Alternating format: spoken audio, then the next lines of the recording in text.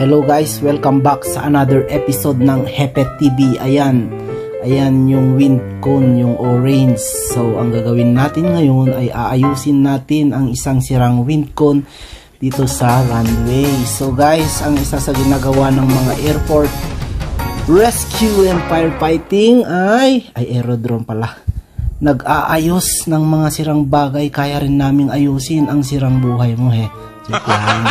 So guys, ayan yung wind cone, in babamin, tapos deta ti perdin, deta ti kabaro, sukatan tayo ti baro, kasta lang, agsukat tayo ti baro, kas lalamit lang ti brief mo no perdin, dapat sukatam, diba? So deta yung wind cone, kaya adut usar na, importante siya, parang ang jowa mo, napaka-importante niya, pero hindi ka-importante sa kanya. Guys, so ayan pala, si Sir Ronel, Sir Dennis, Sir Nick, Tito Hepe, si Hepe at si Manong Hepe.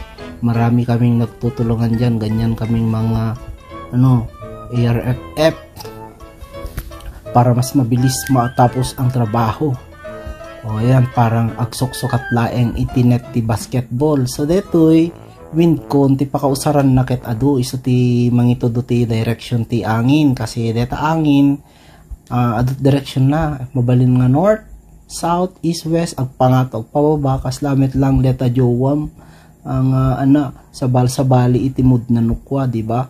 So apay nga dakam ti agtartarimaan, syempre ti mesang obra iti ARFF ket i-prevent na dagiti hazard kada maintain na ti safety. So deta wind cone ket pagkikitaan dagiti dagiti pilot o deta nalpasen isalpak min guys ngem kaslang hang agplastar iso nga paulen tayo ni Tito Hepe dita, kasi iso na ti kalalaingan nga umuli kanyami o ilakmin di jalak na deta alisto lang ti mang sukat ngem nadagsen deta tubo, kasi natanggan deta nung maibaot kanyam sigurado your end o detan inlaknan talino tapno so detan ni Tito Hepe iso ti napan imuli na laing nga muli iti Paul deta, kasi iso na ni Paul dancing ka man Tito ha, sorry joke lang Tito, sorry.